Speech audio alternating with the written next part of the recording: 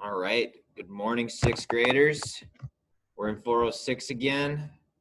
Mr. Plog coming at you Friday. It's about 10 o'clock in the morning, March 26th. You're going to be on day 5 of your Trivium learning today, which is going to be an extension of yesterday. And that was your fable. We started that yesterday. So we're going to get into that really quickly here. There's not going to be too much new information today.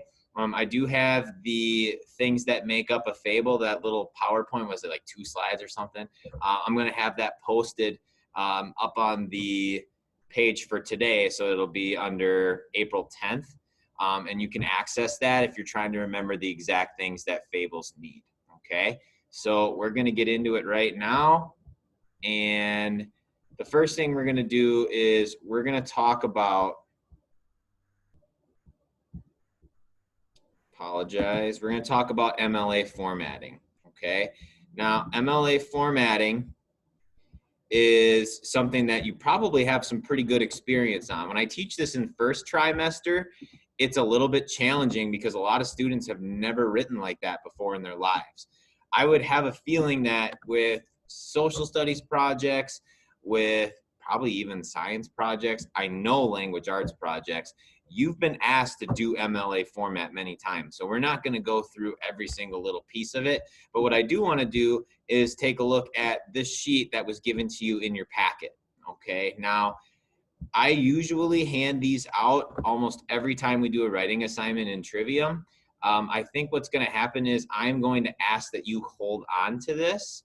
For whatever reason, if it ends up being printed on the back of something, I'll send out another copy, okay? But if you're doing this online and you're accessing it, you have this here. I'm not going to put it in every single time, okay? So we have, when you're doing your MLA format, okay, you're going to start up on the top. You're going to be looking with your name, your instructor's name. The next line is class information and the date, okay? Now, I'm going to just pop over quickly. I have an example, and this is also in your paper packet. This should be the very last page of your paper packet, made by one of my old students, Rodrigo Sanchez. That is not the real name of this student. Okay, I apologize, but I just wanted to protect the identity of this former student, but I thought they did an outstanding job in basically all senses of the word. Okay, so this student did a really good job. They have the date in which they did it, but they also have everything else in MLA format, right? Top line, they have their name, then their teacher, me, their class. Trivium is fine. Technically, it's Trivium 1. I'm not going to freak out if you don't put 1 in there, okay? Trivium's fine. And then the date that they started. Don't change the date every single time that you access it. It's just a little excessive and quite frankly, just not necessary, okay? So just do the date that you start. Keep it simple. Okay, now going back again to the MLA sheet, we've got the center title of the essay. Okay, now if you're doing it online in that rough draft, it's already done for you. Okay, but just remember to center the title rather than hitting the tab button a whole bunch of times and then space, and it's like, oh, I don't really know. It's actually much easier than that. Just you're gonna go on the line that you're doing it on, and originally it's going to come out as left align. All you need to do is hit this button right here and it'll automatically center it for you. Okay. Now, moving on from that, it's going to ask that you double space your text. Okay. And this right here is the problem that students have the most trouble with because they think that they need to hit enter in between lines. Huge time waster. I can teach you really quickly how to do it without having to worry about it at all. Now, if you do this in the beginning, it will do it automatically, but I want to show you the difference right now in just one click, okay? So I'm just going to add a couple words here. My version of Harry Potter right here. I'm going to make myself a whole bunch of money. All right, so I've got all these words and gobbledygook. Okay, so if I've got this single space as it is right now, I can click and drag and then click on this button up here, the line spacing button. Okay, click that. And right now it's defaulted, or its original is at 1.15 spacing.